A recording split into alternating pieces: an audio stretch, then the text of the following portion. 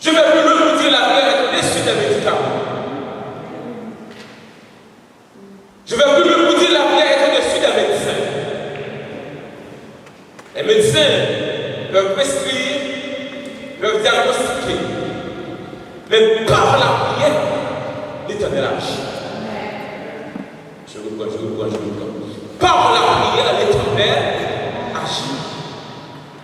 Et moi, ma définition de la prière, ça c'est ma définition à moi. J'étends ma main vers Dieu et cette main ne revient jamais vide. Ça c'est ma définition. Ça veut dire j'étends ma main vers Dieu en priant, ma main ne revient jamais vide, même si je ne vois pas la chose dans ma main. Mais la chose est là, je peux mettre la chose dans ma valise, je peux mettre la chose dans mes poches. Pour moi, c'est la prière de la foi. Et la servante du Seigneur déclare la prière est la respiration de l'âme. C'est dans le meilleur chemin, page 93. La prière est la respiration de l'âme. Le canal par lequel les bénédictions de Dieu parviennent à nous. Donc, si la prière est la respiration de l'âme, celui qui ne prie pas est mort. Est-ce qu'on est d'accord? Est-ce qu'on est d'accord? Si la prière est la respiration de l'âme, celui qui ne prie pas est mort. Parce que celui qui ne respire pas, il n'y a pas de vie. Et non seulement la sœur, votre déclaration, c'est la respiration de l'âme, mais dit par lequel les bénédictions de Dieu parviennent à nous. Ça veut dire par la prière, Dieu nous bénit. C'est un moyen par lequel nous réclamons les bénédictions de Dieu. Je reprends. La prière, c'est un moyen par lequel nous réclamons les bénédictions de Dieu. La prière est un dialogue vivant entre Dieu et l'homme. Qu'est-ce que je dis? La prière est un dialogue vivant entre qui? Entre Dieu et l'homme. Et c'est pour cela, les disciples ont posé la question à Jésus. Il dit Jésus, apprends-nous à prier.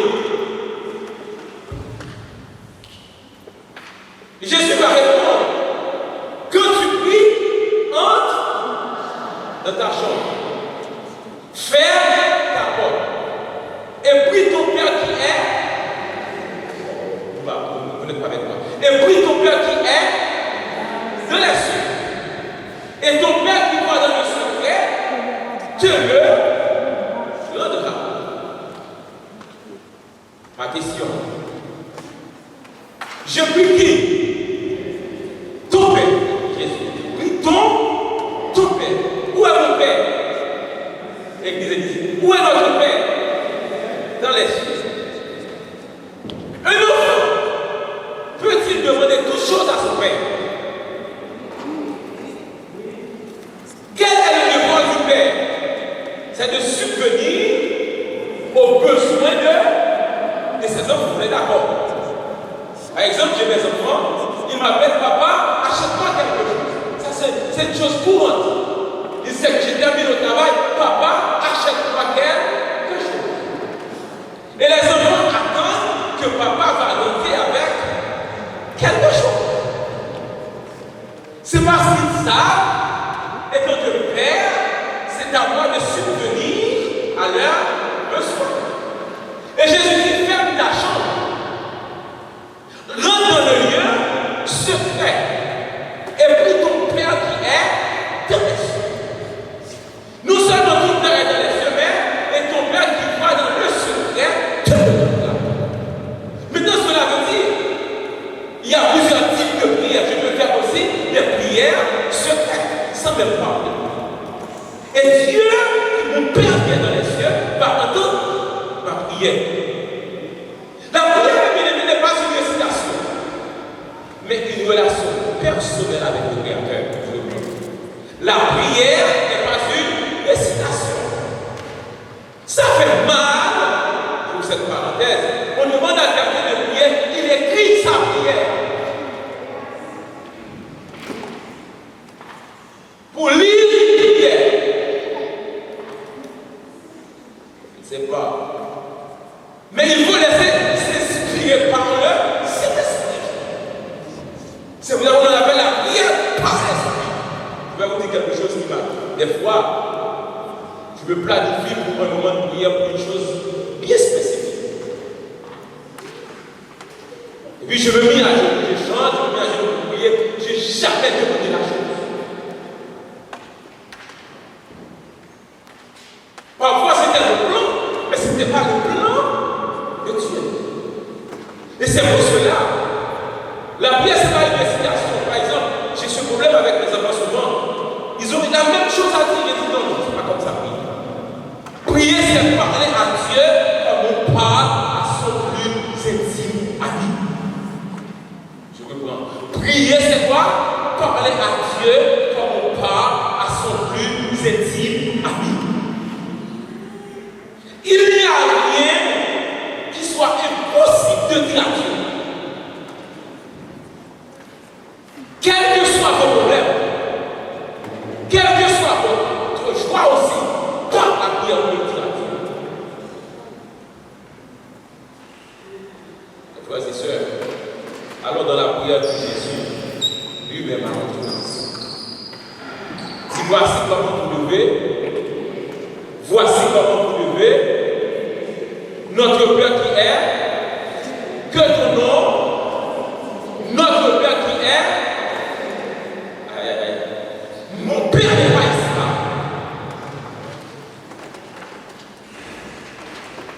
Mon Père est aux cieux.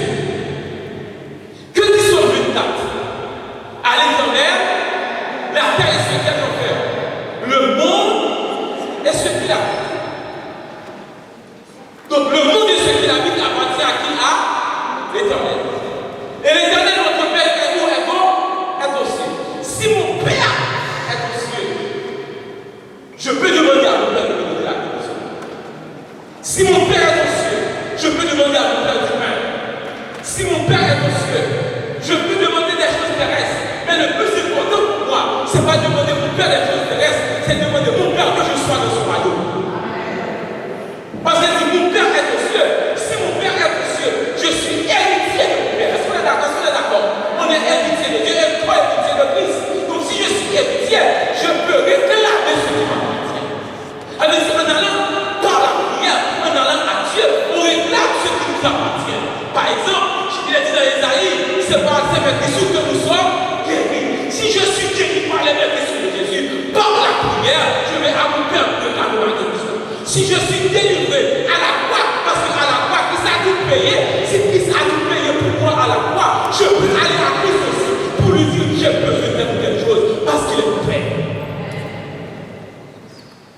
Notre Père, qui est aussi que ton nom. Que ton nom. Maintenant, comment sanctifier le nom de Dieu? C'est ça le problème. Comment rendre le nom de Dieu saint?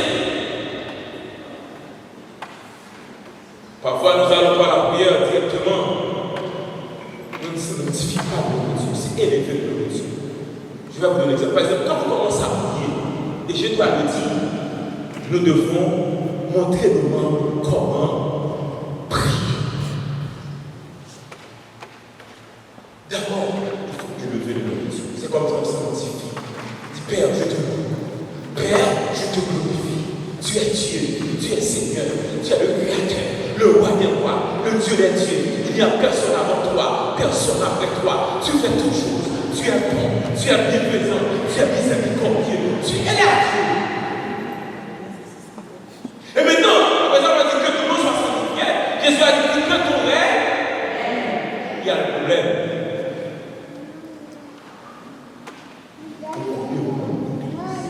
D'amis de ce monde s'attachent aux choses matérielles. Ils n'aimeraient pas voir le règne de Christ.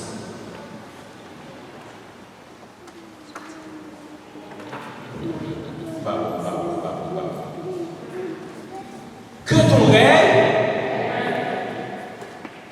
parce que je vous dis cette parenthèse, je n'ai pas dans une année de travail aujourd'hui, il m'a dit, mais je suis très inquiet.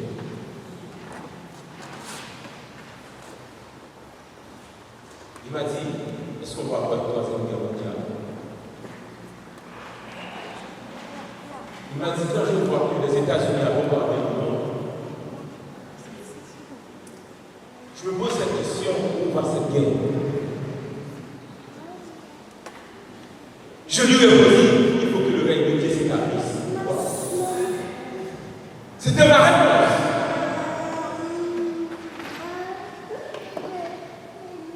Je lui ai dit, aucun humain ne pourra détruire la terre. Quels que soient les types de guerre. Si Jésus doit revenir. Et quand je lui ai donné cette réponse,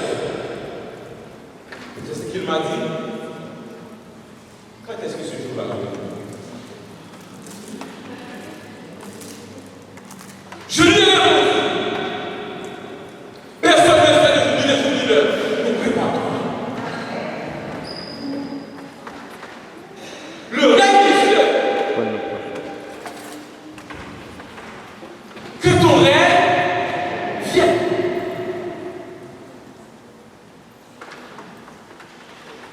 Je vais dire deux choses. Le règne de Dieu, c'est un règne d'amour. Le règne de Dieu, c'est un règne de justice. Le règne de Dieu, il y aura de la paix. Il y aura de la joie. Mais dans son règne, qui va être avec lui? Dans son règne, qui va être avec lui? Apocalypse 14, 7 ici. La persévérance des saints qui gardent et qui ont la foi. Quand je dis dans que ton règne viens, je dois être dans l'observation de ces. Quand je dis que ton règne, je dois être dans l'observation de ces commandements. Est-ce qu'on est d'accord? Pour que le règne de Dieu s'établisse dans ma vie, pour que le règne de Dieu s'établisse dans ma famille, il faut que nous observions ces commandements. Le règne de Dieu ne peut pas s'établir dans l'impunité. Le règne de Dieu ne peut pas s'établir dans l'immoralité. Deux hommes ensemble, deux filles ensemble, mes amis, côté ça pour aller. Que tout est bien, et puis je parle sur le dos de mon frère à l'école de l'église.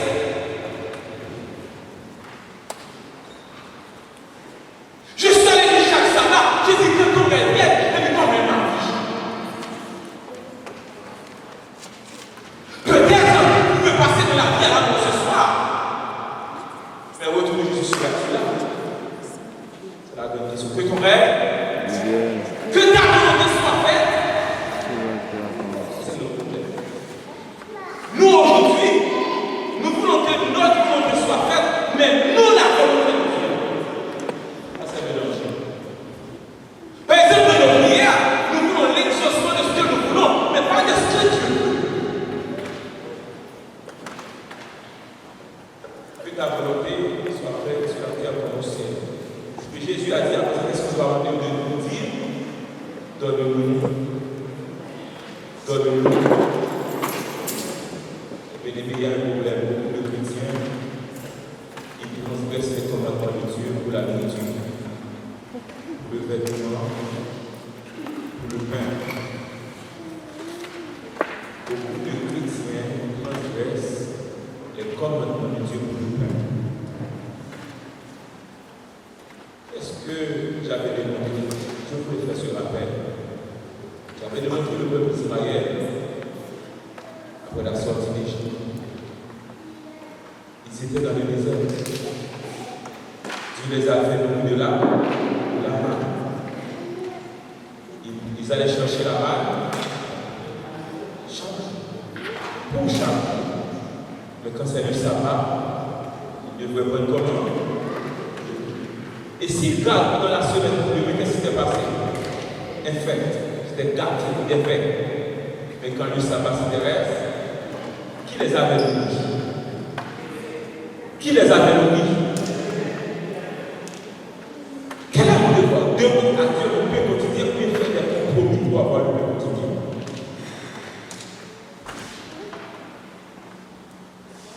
Vous avez déjà une question pour mon témoignage de fidèle à l'église. Vous ne voulez pas faire de compromis. Et Dieu a pris soin de vous.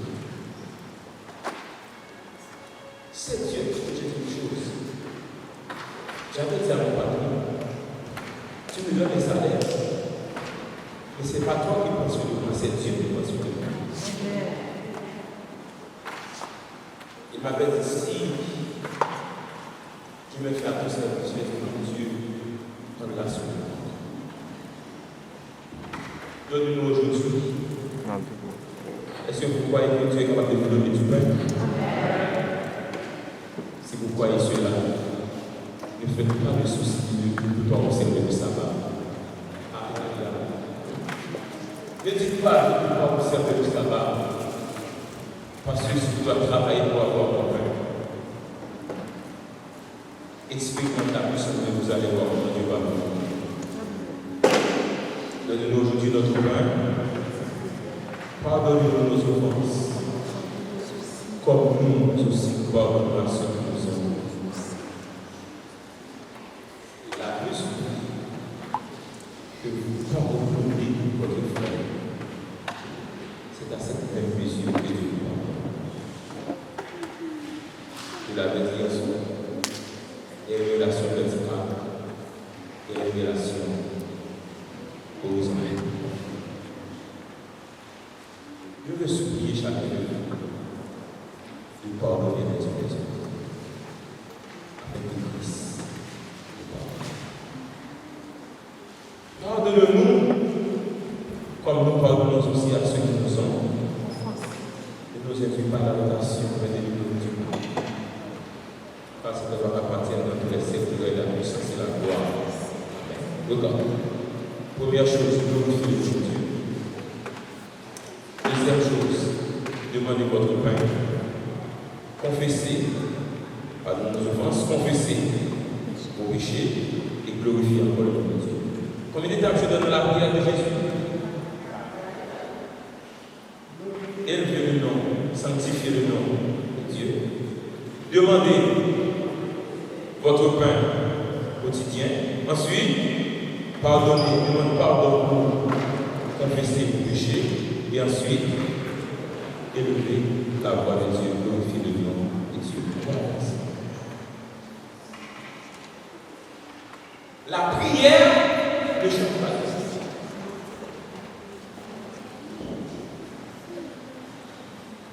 La prière ne change.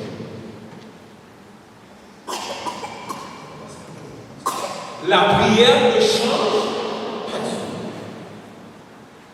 Mais elle ne change même. Est-ce que c'est clair? Cette phrase n'a pas besoin d'explication. Pourquoi le chrétien doit-il prier? Nous devons prier pour être en communion avec Dieu. Nous devons prier pour être comment? En communion avec Dieu. Jésus a dit, sans moi vous ne pouvez rien faire. Je vais vous dire. Je vais parler à ceux qui vont se faire baptiser. Il y a déjà plusieurs personnes qui ont déjà pris la décision. J'ouvre cette parenthèse. Si vous ne pensez pas vous-même, vous pouvez réussir à abandonner l'expérience. C'est force. Mais si vous avez Jésus-Christ, allons-y. Je vous prends la phrase. Si vous avez sur Jésus-Christ, vous pouvez avancer sans peur, sans crainte. Parce qu'il dit, je suis avec vous tous les jours jusqu'à la fin du monde. Il dit, je ne vous abandonnerai jamais. Ça veut dire, sans moi, vous ne pouvez rien faire. Et c'est pour cela que nous devons développer une vie de prière.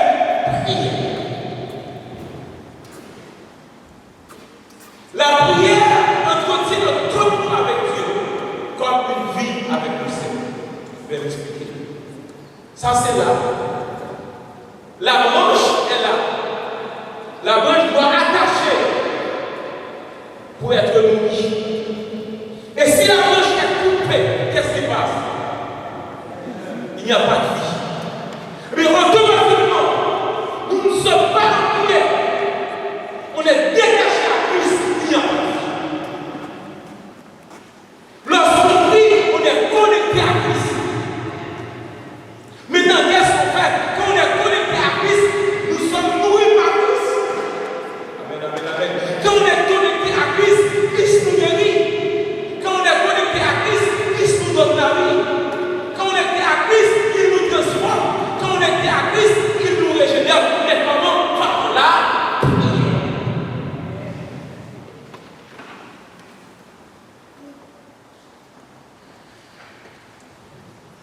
La prière, par la prière, nous recevons la direction et la force. Par la prière, nous recevons quoi? La direction et la force. Jacques 1, verset 5 dit, Dieu donne la sagesse à ceux qui la donnent. Et Jésus a fait une chose dans Luc 6, verset 12. Avant de prendre des décisions, qu'est-ce que Jésus fait? De choisir ses disciples. Il a passé nuit, parfois, peut-être je vais vous laisser. Avez-vous prié quand vous allez choisir votre épouse? Avez-vous prié quand vous allez acheter la maison? Avez-vous prié quand vous allez acheter la voiture? Avez-vous prié? Je vais aller plus loin quand vous sortez le matin au réveil. Si vous dites bien le matin, Seigneur, surveillance nouveau, dirigez tous nos pas, jamais pour des enfants, des comptes ne tarissent, et ton amour pour nous ne se fatigue pas. Si vous faites ça le matin, pourquoi ce sujet? Lorsque vous acceptez Christ, vous devez développer une relation avec Christ. Mais comment on développe cette relation? C'est par la prière. Par la prière. Jésus, avant de prendre une décision, qu'est-ce qu'il a fait? Il a prié. Et même passé des nuits en prière. Je vais vous dire une chose. Parfois, vous priez. L'ennemi vient. Et si vous ne priez pas?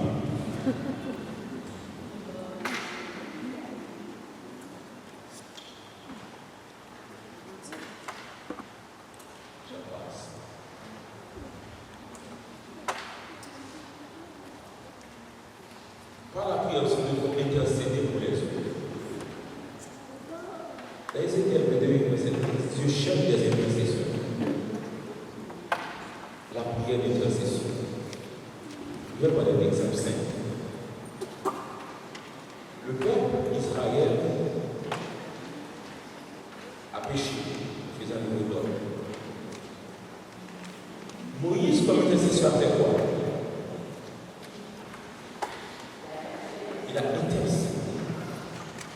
Et Moïse a dit, efface mon nom. C'est fort. Mais il y a un problème avec ça. Les gens pensent que le pasteur seulement doit intercéder pour lui, il ne doit pas intercéder aussi pour le pasteur. Ils pensent que les anciens doivent intercéder pour eux, mais ils n'ont pas le droit d'intercéder pour les anciens.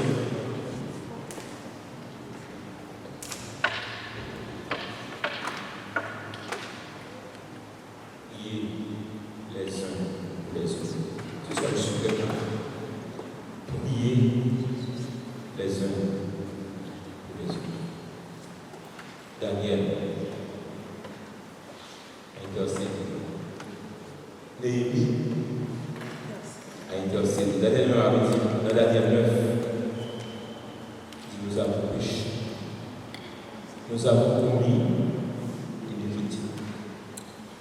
Oui, à la fin du mot du pardon, Daniel intercède.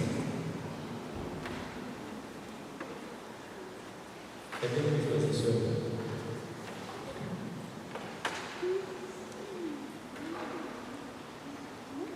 il y a des obstacles.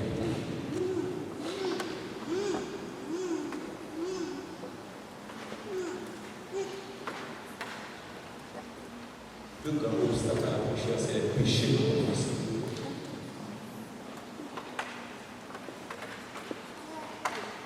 Qu'est-ce que je dis? Ce sont des péchés non Le péché a une séparation entre Dieu et nous. Et c'est pour cela que le psalmiste déclare, si nous gardons, dans Somme 68, verset 18, si nous gardons l'unité dans nos cœurs, le Seigneur nous exaucera.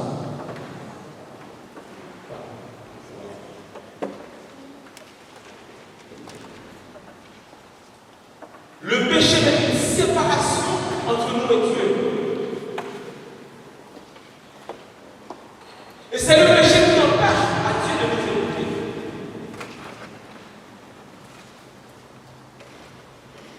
Dieu déteste le péché, mais il aime le péché. Maintenant, si le péché m'empêche notre relation avec Dieu, qu'est-ce que je dois faire? Confesser. Celui qui confesse, qui avoue cette transgression et les délaisse, obtient miséricorde. On continue. Obstacle à la prière. Le doute. Le doute. Quand vous priez, ne doutez pas. Et j'ai un problème encore. Je vais le dire. Parfois, vous confessez un péché, vous demandez pardon. Et puis, 2 minutes, vous demandez pardon pour ce même péché. Vous n'avez pas cru que le Seigneur vous a pardonné. Ne doutez pas. Celui qui doute ne doit pas s'imaginer. C'est Jacques 1er dans ses 6. Celui qui doute ne doit pas s'imaginer qu'il recevoir quelque chose du Seigneur. C'est un homme irrésolu et constant dans toutes ses voies.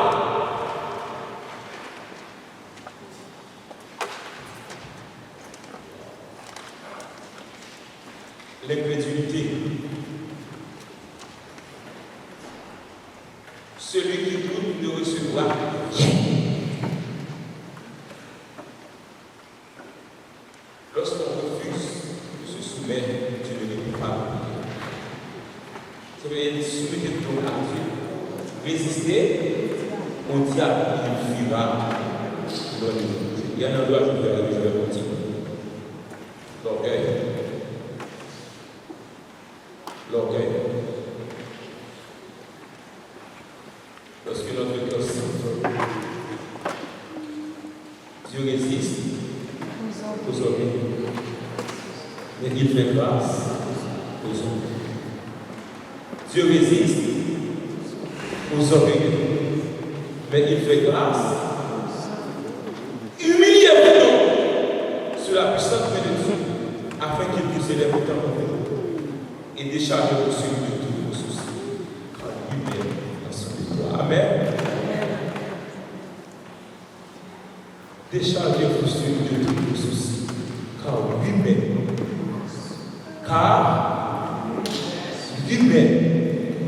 prendra soin de toi. Je vais vous donner un témoignage dans votre vie. Je travaille à la vaccination.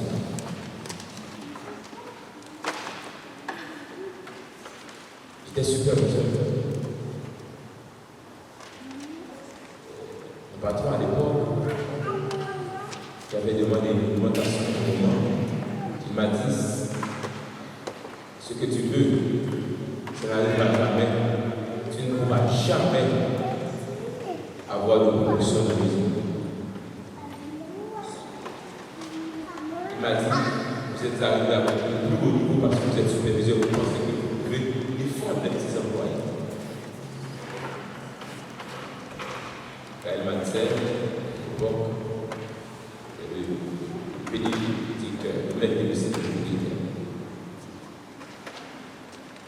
c'était son superviseur, il m'a dit, c'est fini. Mon boss, mon manager à l'époque. Mon manager à l'époque m'a dit, Gilbert, tu as vu ton approche ici. Celui-ci n'est pas comme ça, tu dois te défendre, mais tu ne dois pas défendre les policiers. Et puis il y a un poste. Le poste de contrôleur n'était pas tout. Il m'a dit, toi, c'est fini pour toi. Il a essayé une première personne dans le poste. Il me superviseur, ça n'a pas marché. Et cette époque, si on regarde de l'extérieur, ça va être très difficile. Pour connaître l'usine, pour pouvoir faire son poste. Il y avait près de 6 superviseurs à l'époque. Ils ont essayé le premier, deuxième, troisième. Ça ne peut pas la tuer. Dis-moi, qu'est-ce que je fais? Il dit, qu'est-ce que la prière fait? Je dis, Seigneur, je veux avoir ce poste. J'ai mené une enquête. La personne qui était dans le poste, c'était un ami de moi, qui est parti en France. Il a voyagé, il a trouvé sa maison, il est parti. C'est pour ça que le poste est là. Je l'ai appelé. Il m'a dit combien paye le poste. Et il dit, Dieu. Quand j'ai appris le salaire, frères et sœurs, là, David m'a dit qu'on me fait le boss. J'ai dit, Seigneur, je veux avoir le boss. Là, je me mis en prière. Je me mis en prière. Et tout prier, ça peut les prier. Et puis, je commence à donner la dîme. Je commence à payer la dîme, à donner la dîme sur le salaire du propose. Je prie, 2 mois passent, je paye la dîme sur le salaire du propose, tu comprends? 2 mois passent, je paye la dîme sur le salaire du propose, on paye chaque 2 semaines. 3 mois passent, je donne la dîme sur le salaire du propose. Parce qu'on essaie des gens, tous ces gens-là passent 1 mois et demi, ça ne marche pas, merci. Ça ne marche pas, merci. Chaque fois qu'on voit quelqu'un dit Seigneur, quand est-ce que ce sera mon tour? La prière puissante, mes frères et sœurs, après avoir passé 5 superviseurs, le boss m'a dit, eh bien, tu veux essayer, toi? Tu veux essayer, toi? Je lui ai répondu, je ne veux pas essayer. Je lui dis, je ne vais pas essayer. Je dis, au nom de Dieu, de me prendre le boss. Ça m'arrive. Je dis à mon boss, à mon manager, je ne vais pas essayer, mais au nom de mon Dieu. Il dit, oh, fou. Et puis Dieu donne, mes bien-aimés. Dieu est la source de la connaissance. Dieu est la source de l'intelligence. Dieu est la source du savoir. Dieu est la source du savoir. Quand vous avez vous qui êtes à l'école, vous avez besoin d'intelligence, allez à Dieu. Vous avez besoin de connaissance, allez à Dieu. Dieu donne la connaissance. Mais je vous parle de ce que j'ai expérimenté. Mais il m'a envoyé après 15 jours. Il m'a dit, tu es supérieur de la personne qui était là. Il m'a dit, tu as une réponse. Elle dit, pas, il y a une réponse. Dieu l'a fait.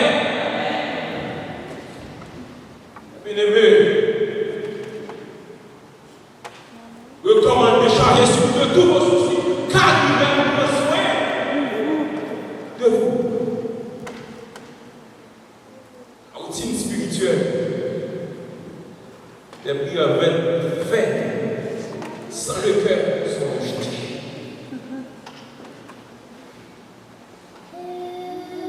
Écoutez, une radio qui n'est capable de signal, car elle est mal nourrie. Sans sincérité, votre prière au cœur, sans fréquence, c'est bon. Qu'est-ce que je dis? Une radio qui ne capte pas le signal, elle est mal. Ça prend la radio parce que la fréquence n'est pas bien.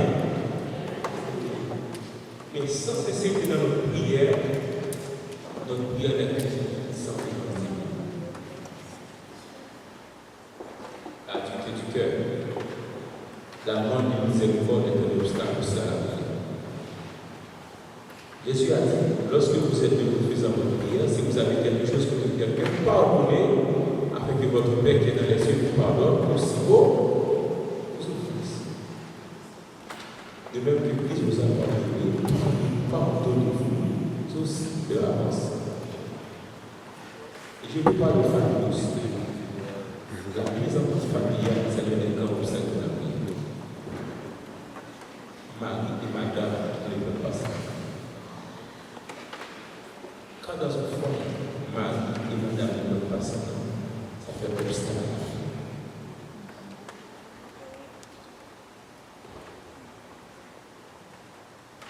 L'apôtre Pierre déclare, dans 1 Pierre 3, verset 17, Marie nous a tout de la sagesse dans nos rapports avec nos femmes. Comme avec du sexe, nous faisons par le monsieur, nous donnons bouche au monsieur. Honorer les corps devant aussi être avec nous de la grâce de la vie, qu'il en soit ainsi afin que rien ne vienne faire obstacle. Quoi? Afin que rien ne vienne faire obstacle à vos prières. Et madame n'a pas l'envie de chanter. Pourquoi faire comme ça? Pourquoi faire comme ça?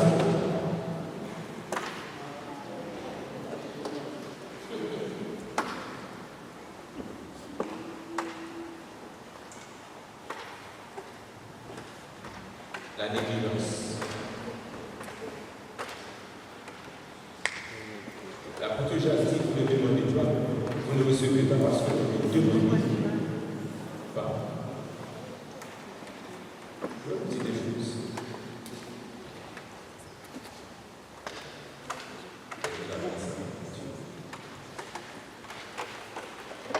La prière apporte des fruits. La prière transforme le caractère. La prière transforme.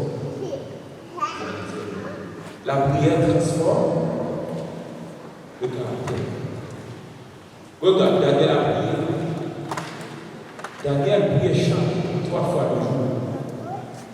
Et quand Daniel priait 3 fois le jour, il a remporté la victoire même dans la fosse. Il a remporté la victoire dans la fournaise ardente. Au lieu de violer les commandements de Dieu, Daniel a préféré de subir les conséquences. Mais parce qu'il sache que Dieu est avec lui. Mais bien aimé, l'Église, écoutez vous cette parenthèse. Pierre était en prison. L'Église priait pour Pierre. Et les portes de la prison furent. Paul ici, là, c'était dans la prison. Je me rappelle une chose, on avait kidnappé, j'étais à l'église dans le temple.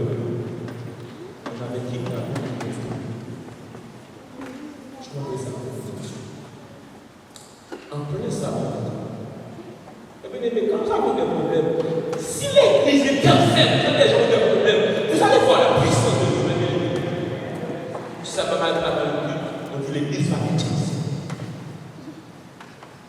Je m'appelle ça. On chante plus de mal à presse. Plus ma misère. On chantait quelqu'un secours d'être toujours protégé par Dieu. On lit le psaume 46 qu'on a prié. Pendant qu'on priait, les bandits ne peuvent pas retenir. Ils disent, quand la vie est délivrée, le bandit dit, il y a une chaleur, ils ne peuvent pas retenir. Ils disent, madame, allez. Que l'église prie à ta puissance.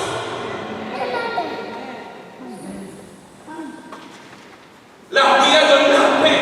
La prière garde nos cœurs. Je vais parler de le témoignage de ma mère. Ma mère était malade. On m'a cherché tous les médecins parce que là, j'ai mon frère qui est médecin. Tous les spécialistes. Ma mère est morte. Et mes bien-aimés frères et sœurs, j'ai dit à ma mère, viens. Ma mère était à petit, tu dois bien prendre place. On voit des spécialistes. J'ai dit, bon maman, je vais faire une semaine de prière avec toi. C'est assez. Quand ma mère commence à prier, puis sur le 3e jour, et chaque soir, 6h, 7h, 11h, minuit, 2 fois, pour réclamer la guérison de ma mère.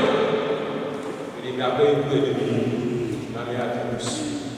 Aïe, Lord. Oh, gloire au Seigneur. Paix, il soit l'éternel. Et même ma mère a vu quelqu'un descend à pied tout le blanc. Il y a deux infirmières qui viennent avec une roulotte. Elle dit, viens, donne-moi ta gorge. Amen. Ma mère est venue tout le temps. Mais je vais vous dire que la prière est de la vie de la foi, la clé qui sont les cieux. Mais celui qui prie, alléluia, celui qui prie et qui n'observe pas les commandements de Dieu, c'est que nous faisons la prière. Il dit pas que ça nous demandons, nous ne recevons de lui parce que nous gardons ses commandements. Si vous priez dans le péché, votre prière ne peut pas être exaucée. Vous priez sans garder les commandements de Dieu, ça va obstacle à la prière. Mais quand vous êtes sincère, vous observez les commandements de Dieu, je vous garantis que votre prière sera exaucée. Peut-être ce soir, vous priez depuis 5 ans, vous priez depuis 10 ans, votre prière n'est pas exaucée. Mais il y a deux voies. Et il y a le prédicateur américain qui a défini le livre que j'aime. Il a dit push, pray.